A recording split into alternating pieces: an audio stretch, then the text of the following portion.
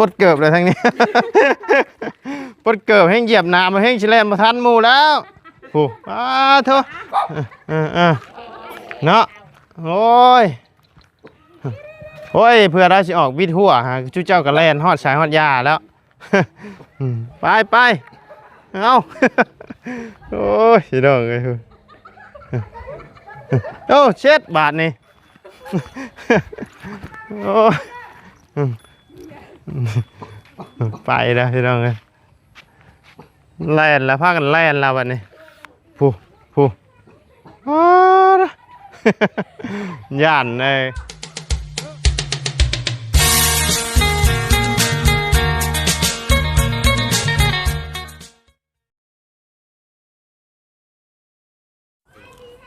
ไปพี่น้องเลยเดี๋ยวไปให้น้องเพิ่นพาไปเบิ่งไก่ก่อนเนาะคันอยู่ในนี่สิบ่ได้ไก่เลี้ยงจักเทื่อเด้ มายามใดกับบ่พ่อเพิ่นจักเทื่อมายามใดกับบ่พ่อเพิ่นนะไก่เพิ่นเลี้ยงหลายเนาะอยู่หั่นเนาะบ่ฮู้คือกัน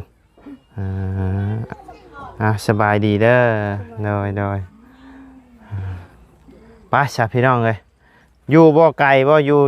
ขามนี่ขามไอ้สวนนี่ไปหน่อยนึงนี่บ่แม่ออกไปอ๋อโอเคแต่ในบ้านนี้มี2ตัวอยู่นี้เนาะเดี๋ยวจังว่ากันอีกทีตัวนี้พี่น้องเอ้ยสู่ราคาบ่ค่อยได้ปานใดอย่างนี้เดี๋ยวไปถามเดี๋ยวไปถามเบิ่งเนาะไปถามเบิ่งอยู่พุ่นน้ำกันอยู่หั่นเนี่ยเพิ่นเลี้ยงขายบ่อยู่หั่นเขาเลี้ยงแต่ว่าไก่เขาลายไก่เพิ่นลายเนาะไปซะไปก่อนอื่นก็ครับทักทายสบายดีเด้อเนาะพ่อแม่พี่น้อง FC เบิร์ดสู่คนเนาะเพราะว่าอยู่ในและต่างประเทศก็ยินดีต้อนรับเข้าสู่ช่องบ่ไรคือเก่าเนาะพี่น้องมาได้ใช้แม่ฮะสบายดีเด้อตู้เด้ออีหยังอยู่ในนี่นะมากระบกไปหามาขายบ่ไปหามากินบ่ใช้เฮือนเจ้าอยู่ใช้เฮือนมีตู้อยู่ใช้เจ้าอยู่กับไผอยู่กับลูกอยู่กันจะคนเฮือนเจ้า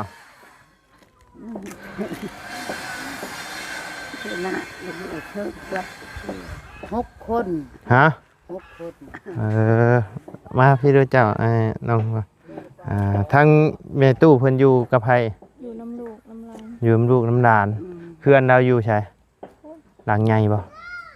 โอ้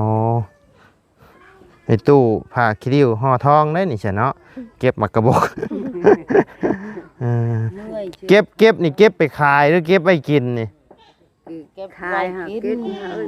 ทั้งกินทั้งขายคันมีคนชื่อก็ขายเนาะไปคู่มือบ่บ่โตบ่เจ้าไปเก็บมากระบอกนี่เจ้าไปคู่มือบ่อ๋อไปหาสิไปนี่พักแล้วจะพักพรจักเทื่อแล้วเผื่อมาฮอดบ้านเช้าเมื่อยจักเทื่อแล้ว2 เทื่อ 3 เทื่อนี่เจ็บเจ็บแอวก็ยังไปอยู่เนาะไปสบายกินหน่อยปากอยากกินปากอยากกินมากระบกนี่บ่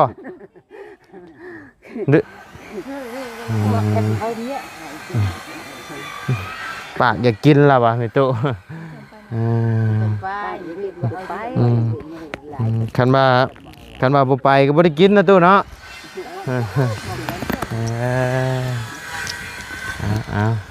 โอเคสป้าน้องหัวปะไปเบิ่งไก่ให้น้องหัวเพิ่นก่อนแม่ตู้มีไก่ขายบ่ไม่ได้ลูกไม่ได้โอ้ไม่ได้เนาะไม่ได้ช่วยได้เพื่อบ่คันว่ามีไก่ขายแล้วเฮาสิซื้อไม่ได้มีแต่หมักกระบกนี่เนาะหมักกระบกนี่ยันบ่ได้ซื้อแล้วตู้เมื่อขี้ข้านผ้ายันผ้าพันมือคันไก่จะชื่ออยู่ปะสะปะน้องหัวปะจังหน่อยมันสิคำสิมืด พี่น้องเลยเดี๋ยวบ่ได้สิให้เบิ่งทางออกไปพี่น้องเลยสุดโทษไปพี่น้องเลยเท่าแดดตอนแรกมาแบบฝนตกยามมือเว้นแดดเปรี้ยงๆพี่น้องทางนี้จอนค่าส่งเลยทางนี้ กิโตมลายเลยพี่น้องจับกล้องใช่ไหมให้เพิ่นให้พ่อแม่พี่น้องเพิ่นเบิ่งทางงามเลย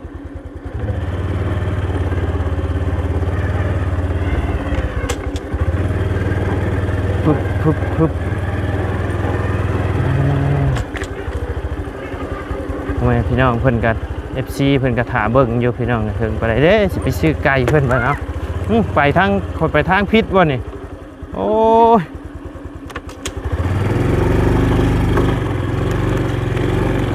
ไปผิดทางพี่น้อง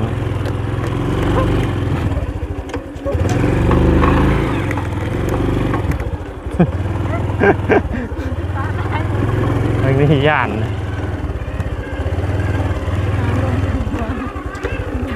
ย่านบ่เอาลงใช่ข่อยมาทางไหนบางทีโอ้ข่อยไปพุ่นเนาะผู้จะย่างไปทางไหนอวยมากก็ได้มือกล้องไม่พี่น้องโอ้ทางโอ้ยตกนะ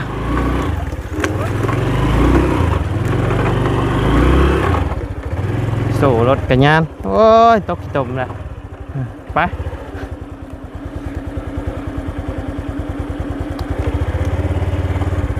บืนขี้ตมนั่นนี่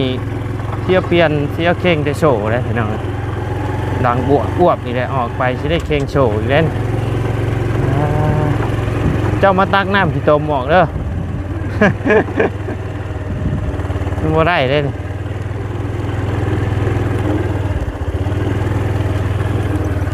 อันตรายเถอะ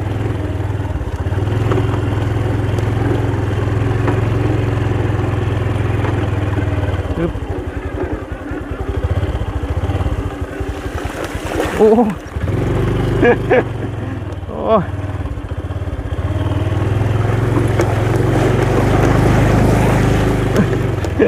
โอ้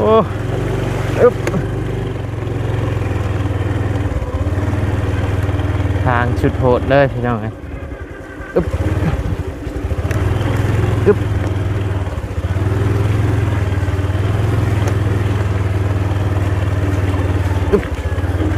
เมื่อวานนี้แห้งหน่อยนึงเนาะมาเมื่อนี้เปื้อนอีกเลยพี่น้องเลยใช้ฮอดแล้วบ่ยังบ่โอ้ไปตู้คาบของยายใหญ่ดีเนาะมาใช้ตู้ อาจจะสอนเนาะอึ๊บอึ๊บอึ๊บอึ๊บอึ๊บอึ๊บอึ๊บ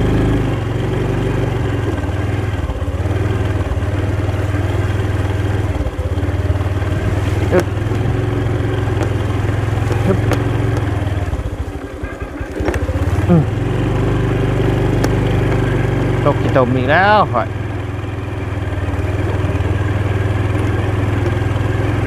หมูบเด้อหมูบเด้อ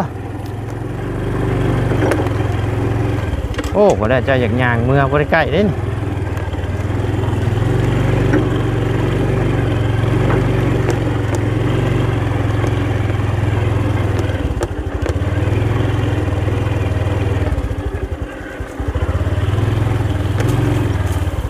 ฮึบ ไอ้ยุตกจมไปเลย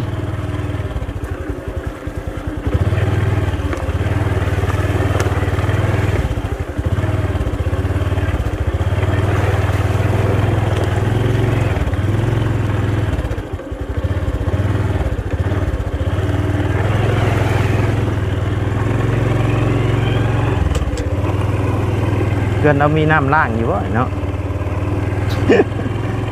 เต็มเลยเต็มตีนเลยพี่น้องเลย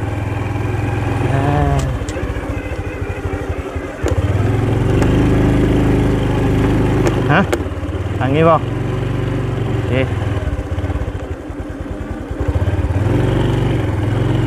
หลังไหนในคุณบ่หลังนี้บ่อยากชึกอยากขายไก่หลังพี่บ่อ๋อมาดีบ่ได้มาให้หรอกใช้ทุกเห็นไก่ยังโตอึ๊บใช้ เจ็ดรัว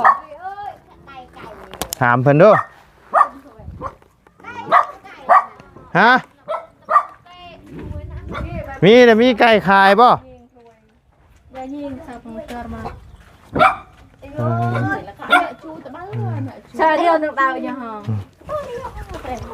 มึงไปร่างไอ้ตีนก่อนพี่น้องไงโ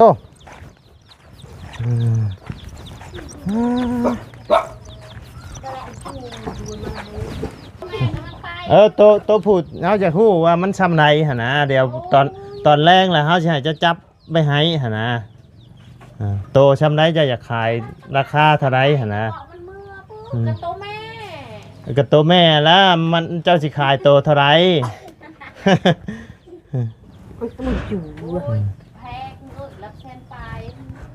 แสนปลายมันเท่าไรปลายมันนะ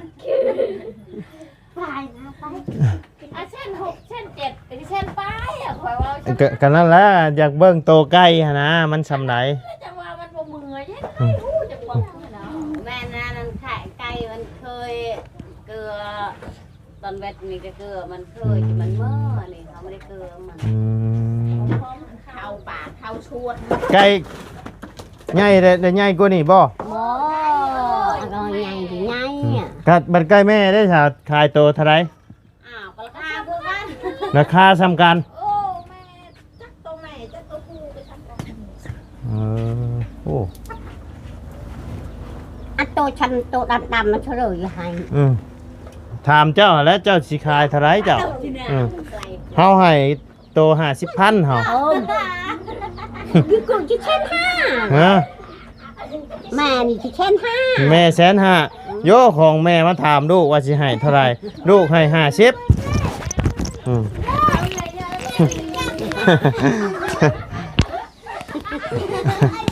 คนโตก็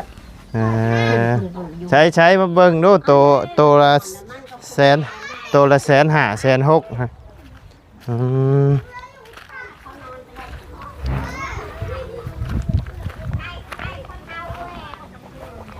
อันนี้บ่โต150,000นะ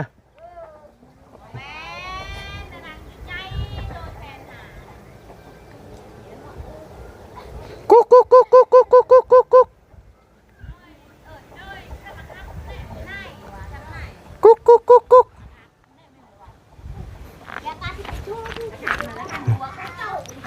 ไก่ผู้เจ้ามีจักโตปลามันก็ไปเลี้ยงควายแล้วมันผู้เจ้าผู้เจ้าไปเลี้ยงควายโอ้ยเนาะแล้วจะขายชองชามโตก็เรียกว่าจะขายลายก็ถ้าพวนจะขายมันว่าจะขายลายไก่มันไปเลยว่าครัวไปเบิ่งกระตันแหลกมันว่าจะข้าวก่อนเขาไปเบิ่งเองตอนเที่ยงนี่จะไม่ได้ไก่ลายอยู่ไก่แล้วเนาะนี่ช้ำแม่ตัวนี้นี่ใช้อันตัวละ150,000ซ้ำแม่ได้ใช้บ่เห็นครับไก่กับบ่ออกมาเนาะไก่กุ๊กกับบ่ออกแต่ช้ำนั่นแล้วไก่แม่เด้ช้ำนั่นแหละนี่ที่มังเจ้านี่เด้ตัวแม่กุดนี่บ่ตัวละ150,000บ่ซ้ำนี่นะอ๋อแพงเนาะรถก็บ่ได้บ่ตัวละ100,000นี่ก็บ่ได้บ่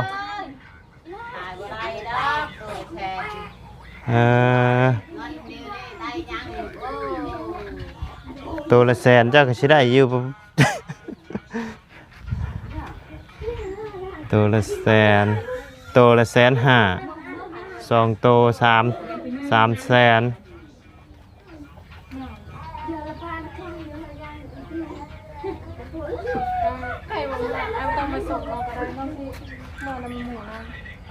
โอ้เพิ่นสิเมื่อบ่ เออ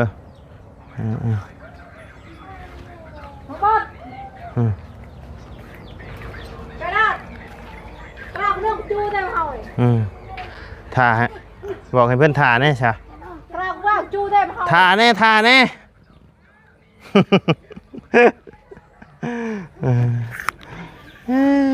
ใช่ปะไปเบิ่งกับเราด้วยฮะ กระดาษลอยหน้าแบบนี้อันนี้อันต่อมูกระต่าย บ่เบิ่งเฮาเบิ่งนี่ซื่อนะเบิ่งแต่เฮานั่น ซ้ำไรไก่ผู้ตัวละ150,000นะ ไอ้ผู้ไม่ใช่คือนั่นเพื่อน ได้ทำเหมือน ซ้ำบ่นี่นะเอาเป็นโตะซ้ำบ่โตยืนตัว150,000 เฟกี้นะปุ่นอยู่เฮือนพระเจ้า ใช่ปะไปเบิ่งเนาะ ตรงยาว อันนี้บ่ตัว150,000นะ โอ้ เอาโตะ ไปทำไม ใช่อืม มันเล็กทำไม โอ้อันนี้บ่ซ้ำแม่ขาวแม่หยังหันบ่เออเฮ้ยยังนะซ้ำไก่แม่ขาวหันติเพิ่นอยากขายดิอิหยังไปได้เพิ่นหายได้ไปกลับ สิได้บอกให้เพิ่นจับไปให้เงินล้าน8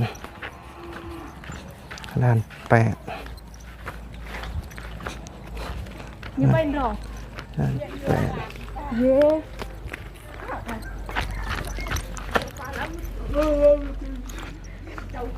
ใช่เจ้าของไก่ไปใช่ละมาแต่หาพักบ่อ๋องามมันดีเนาะสบายดีเด้อ ไม่ดี เนาะเนาะ ไปบรรจรนั่น เจ้าเอาไปขายบ่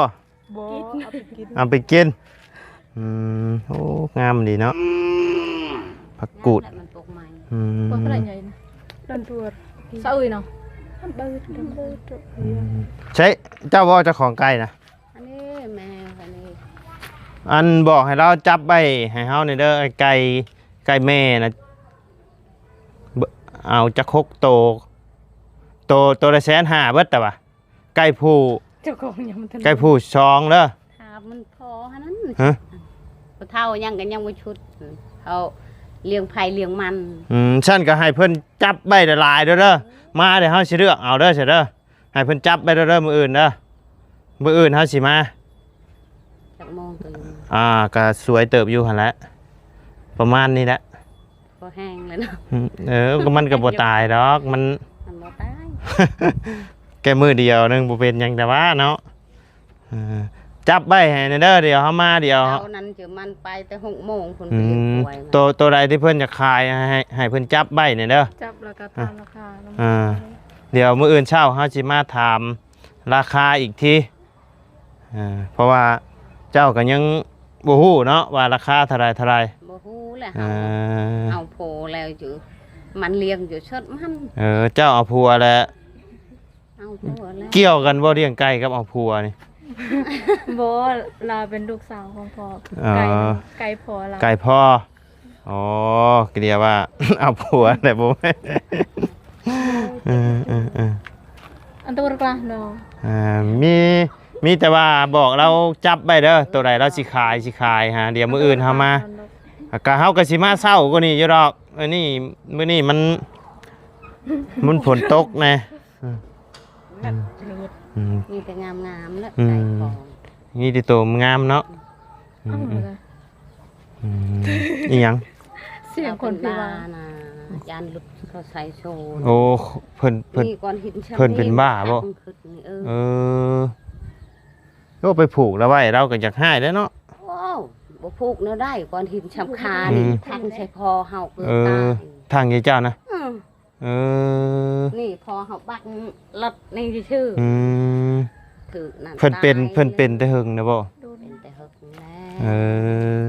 น้องเราก็เป็นแบบนี้ น้ำมันมีอันกี้บ่ เข้าคุกกันเห็นตาย มาส เอ ดา อตายเลย มันมีนึ่งกี้ อื เป็น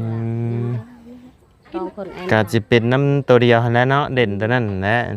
ประสาทร้อนพี่น้องเอ้ยเด่นแล้วก็ Vừa đó nhiều là vừa cậu dạ cậu dạ cậu là อยากเข้าอยากเข้าไปสะพากันเมื่อไปสะไปเดี๋ยวมื้ออื่นโดยไปโอ้ยเนาะ ไปสบายดีเด้อ lên chào con โดยบ่ได้เมื่อชงได้คันมีหมู่มาเลยโอเค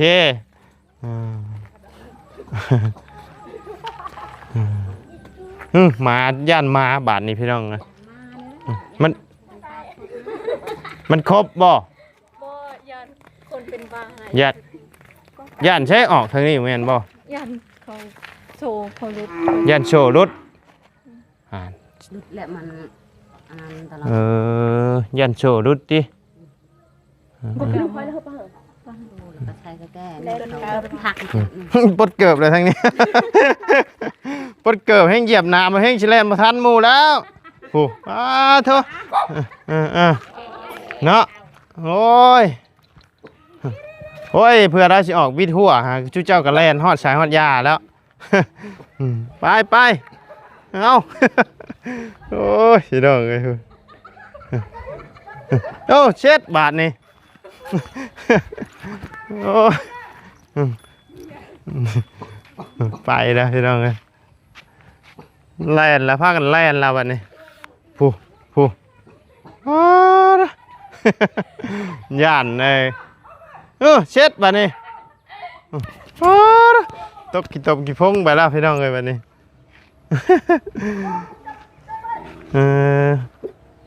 เพิ่นอันนั้นเนาะคนสติบ่ค่อยดีพี่น้องเอ้ยโอ้ชุดเจ้าอยู่นี่กันดาแบงนั่นนี่เนาะเป็นนั่นนี่ชั่วมือบ่เพิ่นเว้านั่นนี่ตลอดบ่มื้อใดเพิ่นมื้อแล้วเพิ่นเว้าเนาะแต่มื้อวานนี่วันอาทิตย์วันจันทร์เป็นแต่วันอาทิตย์ฮอดวันจันทร์ทุกวันอาทิตย์กับวันจันทร์บ่ฮอดวันอาทิตย์วันจันทร์กับมันมื้อกับมันอันคนเฮ็ดโอ้โดยน้องมันก็นี่แหละตลอดเอาคนนิดนั่นโดยมันรุดโชนผ้ากับผ้าคือเราบอกนี่เราสมมุติเรารุดมานี่แตกกระจายแล้วชิเจ้าเนาะโป๊ะเนาะแม่นบ่นั่งกินนี่นั่งอยู่กินนี่ได้ยินเสียงไปเลยบ่แม่นบ่ทางแม่ตู้ไปเลยบ่โอ้ยเฉพาะเนาะโอ้แม่ตู้หนีได้เนาะแม่ตู้ได้ยินเสียงฮะโอ้ยอยู่กับระบาดระแวงพี่น้องเลยแบบนี้เลยเขาให้ไปโทษเอาไปคุกแล้วตายเลยคนบานี่มันมักไอ้ลี่โดยโยบอกว่าพังอยู่เพิ่นกับชัมปปี้เพิ่นสิเฮ็ดแล้วบ้าเลยเด้ยังเฮ็ดอันนั้นเฮ็ดเฮือนให้แน่นางหัวบ่แม่นเจาะน้ำก็เฮ็ดห้องน้ำตอนนี้เฮือนน่ะยังอยู่ยังบ่ทันมีงบเฮ็ดห้องน้ำเดี๋ยวนี้งบเจาะน้ำก็ยังบ่ทันพอเฮ็ดน่ะเฮามาตอนตัวเฮ็ดเบิ่งเฮือนก็ตัวเฮ็ดเฮาบอกหัวบ่เฮือนเฮาหัว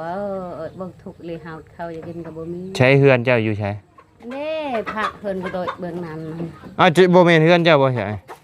ไม่ใช่อันนี้นะบ่แม่นี่จะเฮือนพ่อเฮือนแม่เฮือนพ่อเฮือนแม่เจ้าอยู่เฮือนในฮู้บ่จัก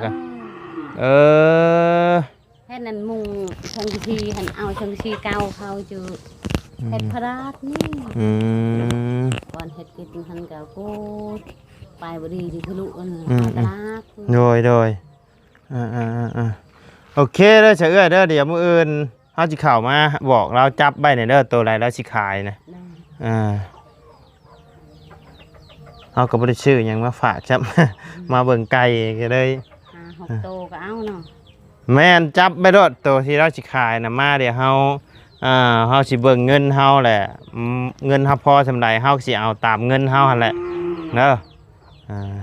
โอเคสามีแต่ว่าเฮาสิกลับเด้อเอ้ยเด้อ โดยสบายดีเด้อ สบายดี โดยไปพี่น้องเอ้ยทางบ่ไรก็สิได้ไปเวียกไปงานต่อก่อนเนาะพี่น้องเอ้ยอันนี้เป็นเพื่อนคนบ่นี่เอ้ย เปิดเฮานี่ตอนมือไม่ห่างจะพอ อ๋ออ๋อไม่ห่างเลยพอเฮ็ดให้ ตอนนี้นะผัวแล้วตอนนี้